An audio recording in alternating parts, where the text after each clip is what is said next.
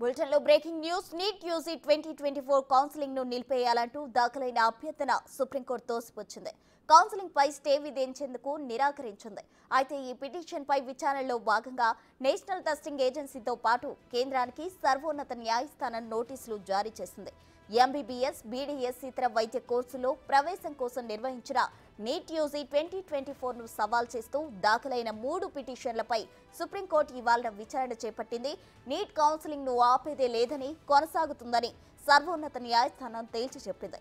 2 వారాల్లో సమాధానం ఇవ్వాలంటూ కేంద్రం ఎన్డీఏకు నోటీసులు పంపించింది.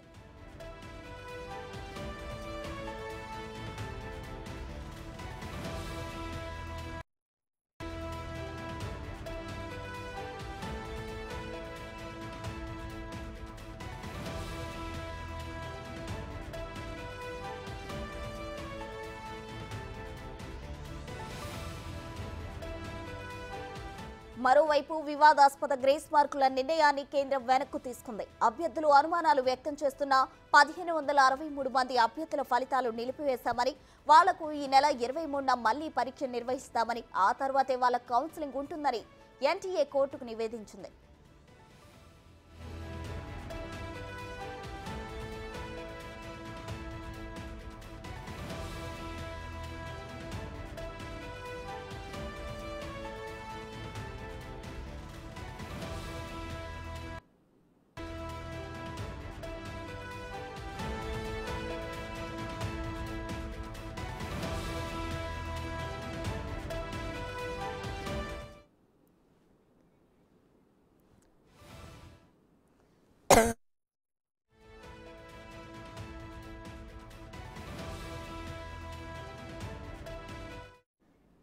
నీట్ యూజీ 2024 కౌన్సిలింగ్ ను నిలిపివేయాలంటూ దాఖలైన అభ్యర్థనను సుప్రీంకోర్టు తోసిపుచ్చింది.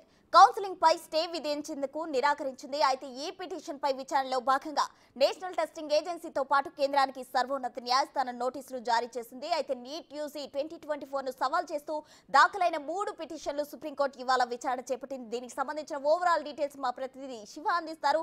శివ, చెప్పండి. అయితే సుప్రీంకోర్టు అయితే మరోవైపు వివాదాస్పదంగా మారిన గ్రేస్ మార్కుల నిర్ణయాన్ని అయితే వెనక్కి తీసుకుంది. దీనికి సంబంధించిన ఓవరాల్ డీటెయిల్స్ ఏంటి? రైట్, గత కొంతకాలంగా అంటే నీట్పై ఏదైతే ఫలితాలు విడుదలయ్యాయో నీట్ ఫలితాలపై దుమారం రేగుతోంది. దానికి సంబంధించి అంటే క్వశ్చన్స్ తక్కువ రాసినా మార్కులు టాప్ మార్కులు ఇచ్చారనేది ప్రధానంగా ఇక్కడ అభ్యర్థులు వాపోతున్నారు. అంటే 66 మందికి ఫస్ట్ క్లాస్ రావడం, ఒకే సెంటర్లో 6గురికి టాప్ మార్కులు రావడం, అందులోనూ మన 1563 మందికి గ్రేస్ మార్కుల పేరుతో లాస్ ఆఫ్ టైం పేరుతో కూడా వారికి అత్యధిక మార్కులు ఇవ్వడంపై మిగతా అభ్యర్థులు అయితే అభ్యంతరం వ్యక్తం చేస్తున్నారు. దానికి సంబంధించి గత కొన్ని రోజులుగా కూడా రోడ్లపైకి వచ్చి నీటి విద్యార్థులు ధర్నాలు చేస్తున్నారు. దీనికి ఇటు రాజకీయ పార్టీలు కూడా మద్దతు తెలుపుతూ ఉన్నాయి. అంటే పేపర్లు లీక్ అవుతుంటే ప్రభుత్వం ఏం చేస్తుంది అనేది ప్రధానంగా వారు ఆరోపిస్తున్నారు. ఇక దీనిపై సుప్రీంకోర్టును ఆశ్రయించారు.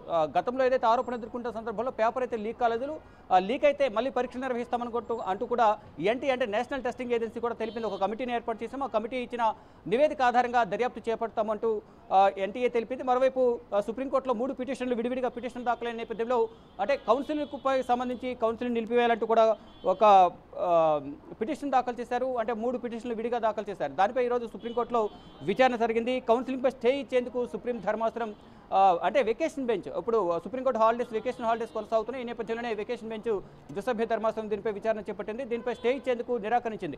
ఇక దీనిపై ఎన్టీఏతో పాటు అంటే నేషనల్ టెస్టింగ్ ఏజెన్సీతో పాటు కేంద్రానికి కూడా నోటీసులు జారీ చేసింది సుప్రీంకోర్టు ధర్మాసనం. అయితే 2 వారాల్లోగా దీనికి సంబంధించి ఏదైతే అవకతవకలు జరిగాయని ఆరోపణలు వస్తున్నాయో, అభ్యర్థులు రోడ్లపైకి వచ్చి నిరసన తెలియజేస్తున్నారో దానికి సంబంధించి సుప్రీంకోర్టులో 3 పిటిషన్లు దాఖలయ్యాయి. కాబట్టి దానికి సంబంధించి పేపర్ లీక్ అయిందా లేదా అనేది కూడా విచారణ చేపట్టి త్వరితగతిన సమాచారం అంటే నివేదిక సమర్పించాలి అనేది సమాధానం ఇవ్వాలనేది 2 వారాల్లోగా సమాధానం ఇవ్వాలంటూ కూడా గడువు ఇచ్చింది. 2 వారాల పాటు ఇటు కేంద్రానికి నేషనల్ టెస్టింగ్ ఏజెన్సీకి ఇచ్చిన నేపథ్యంలో తదుపరి విచారణ మరలా కొనసాగే అవకాశం కనిపిస్తుంది. మరి ముఖ్యంగా 1563 మంది అభ్యర్థుల ర్యాంకులపై ప్రధానంగా కొన్ని అనుమానాలు వ్యక్తమవుతున్నాయి. దానికి సంబంధించి అభ్యర్థులు అనుమానాలు వ్యక్తం చేస్తూ సుప్రీంకోర్టును ఆశ్రయించిన నేపథ్యంలో విద్యార్థులకు తిరిగి మళ్ళీ పరీక్ష పెడతామంటూ కూడా నేషనల్ టెస్టింగ్ ఏజెన్సీ తెలిపింది. కానీ ఆలోచనలు ఉన్నప్పటికీ కూడా గ్రేస్ మార్కులు ఇవ్వడంపై మాత్రం అభ్యర్థులు తీవ్ర అనుమానాలు వ్యక్తం చేస్తున్నారు. మరోవైపు వీటిపై గతంలో ఏదైతే ఫలితాలు ఆ, జూన్ 14వ తేదీన ఫలితాలు రావాల్సి ఉంది. కానీ 4వ తేదీన ఫలితాలు ఇవ్వడంపై కొన్ని అభ్యంతరాలు, కొన్ని అనుమానాలు అయితే వ్యక్తం చేస్తూ ఉన్నారు. అంటే ఒక పక్క కౌంటింగ్ జరుగుతూ ఉంటుంది. కౌంటింగ్ జరుగుతున్న క్రమంలో దీనిపై ఎవరు దృష్టి సారించలేరు. ఈ క్రమంలోనే అవకతవకలు జరిగిన, పేపర్ లీక్ అయినా, ఎవరికి ఎక్కువ మార్కులు ఇచ్చినా, తక్కువ మార్కులు ఇచ్చినా ఎవరు పట్టించుకోరని ఉద్దేశంతో నీట్కి సంబంధించి ఫలితాలు వెల్లడించారనేది మిగతా అభ్యర్థులు అయితే ఆరోపణలు, కొన్ని తీవ్రమైన ప్రశ్నలు అయితే లేవనెత్తుతున్నారు. ఈ నేపథ్యంలోనే దానికి సంబంధించి చర్యలు తీసుకోవాలంటూ నీట్పై ఒత్తిడి తెచ్చిన నేపథ్యంలోనే ఎన్టీఏ నేషనల్ టెస్టింగ్ ఏజెన్సీ ఒక కమిటీని ఏర్పాటు చేసింది. కమిటీ ఇచ్చిన నివేదిక ఆధారంగా అవినీతి జరిగిందా, అంటే పేపర్ లీకేజ్ జరిగిందా లేదా, తప్పు జరిగిందా లేదా అనేది నివేదిక ద్వారా మేము విచారణ చేపడతాము. ఒకవేళ దీంట్లో అవకతవకలు జరిగాయని తెలిస్తే మళ్ళీ పరీక్షలు నిర్వహిస్తామంటూ కూడా గతంలోనే నేషనల్ టెస్టింగ్ ఏజెన్సీ తెలిపింది. ఈ నేపథ్యంలోనే ఇప్పుడు రోజు రోజుకు విద్యార్థులు, నీట్ అభ్యర్థులు ఎవరైతే ఉన్నారో వారందరూ రోడ్లపైకి వచ్చి నిరసన తెలియజేస్తున్న నేపథ్యంలో వారికి మద్దతుగా రాజకీయ పార్టీలు కూడా మద్దతు తెలుపుతూ ఉన్నాయి. ఇటు కేంద్ర ప్రభుత్వంపై కూడా విమర్శలు చేస్తూ ఉన్నాయి. మరోవైపు విడివిడిగా 3 పిటిషన్లు దాఖలు చేసిన నేపథ్యంలో ఈరోజు వాటిపై విచారణ చేపట్టి అవినీతి జరిగిందా లేదా, అవకతవకలు జరిగాయా లేదా, తప్పుడు మార్కులు ఇచ్చారా లేదా అనే దానిపై కూడా వివరణ ఇవ్వాలంటూ కూడా ఇటు ఎన్టీఏ నేషనల్ టెస్టింగ్ ఏజెన్సీకి, ఇటు కేంద్ర ప్రభుత్వానికి కూడా సుప్రీం ధర్మాసనం నోటీసులు జారీ చేసింది. కానీ ఇప్పుడే ఈ నీట్పై ఇప్పటికీ ఒక కమిటీని కూడా ఏర్పాటు చేసినట్లు కేంద్ర ప్రభుత్వం సుప్రీంకోర్టుకు తెలిపింది. Right Shiva, thank you.